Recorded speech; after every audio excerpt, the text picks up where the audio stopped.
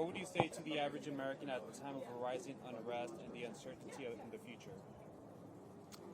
So I guess I would first of all say that when humankind comes together and stands for justice and righteousness and freedom, that there's nothing that we can't accomplish, even in a time of so much distress. This is a very critical time. I would like to be able to say that we had achieved the dream that my father envisioned and shared for the nation, my father, I should say, and mother. Unfortunately, that is just not true. It does not mean that we cannot. There still is great potential in our nation, in our communities. There's great potential all over.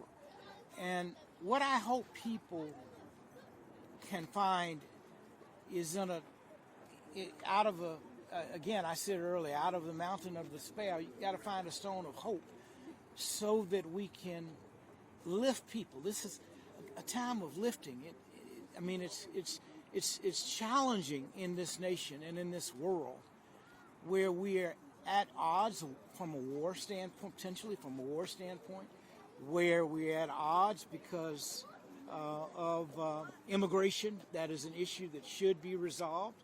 But it's how we've chosen to resolve it, which is the challenge. At a time when medical prices are going up, people have to decide if I'm going to pay for health care, if I'm going to pay for food. What I do know is no matter how difficult it is, and God knows it's difficult for a lot of people, that we got to hold on because it can get better.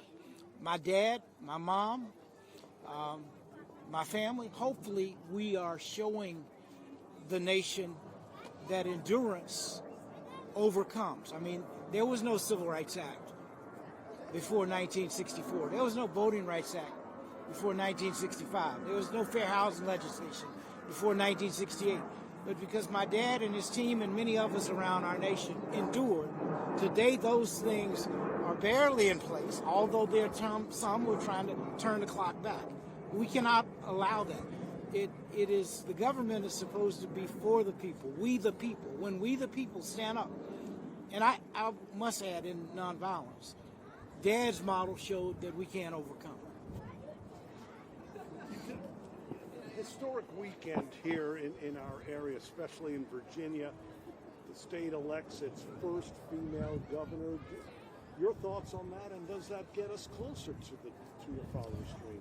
I certainly believe that with the state of Virginia, first of all, electing its first female governor, that is one area of great progress. And obviously the message is more important than anything, what the governor stated that she intends to do. I mean, I was in Norfolk just a few days ago, and as I looked and have read about all the things that are beginning to happen to restore, democracy, to restore, there's been a lot of contention. And so I think that is great. That every step makes a difference.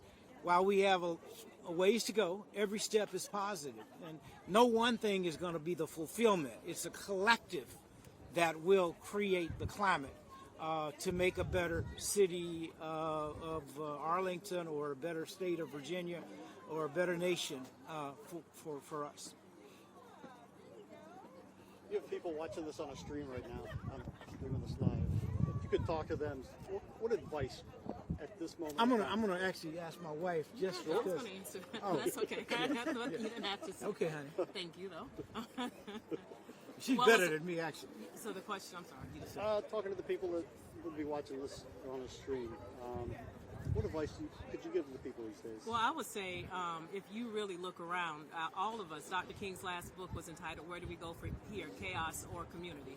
I don't know anyone that has been through the last few years who has not felt as if they were touched by chaos. what we see today and what we're seeing as we go into the King holiday tomorrow is an opportunity to turn back towards community, to remember that we truly can and will create this beloved community, a true symphony of brotherhood and sisterhood. He talked about the moral arc of the universe being long but bending towards justice, but he was quick to add that it takes each and every one of us bending towards justice at a time when it feels like, not only feels, but we are more divided than ever. It really is truly up to each and every one of us to do our part in creating that beloved community. But if you look around today, you see every hue, every race, religion, ethnicity, age coming together, really pondering and thinking about peace, justice, and equity. So we know that there is a true hunger for the message of King now more than ever. And as we look into our 250th anniversary as a nation, I think it's up to each and every one of us to decide what type of nation will we have. Are we going to continue to stir the pots of more division, or are we truly, for once and for all, going to be on the forefront? Are we going to be the generation to really say that we were the ones to build that true brotherhood and sisterhood, the true symphony of man and womankind? Thank you. Oh, Marco, I got my camera.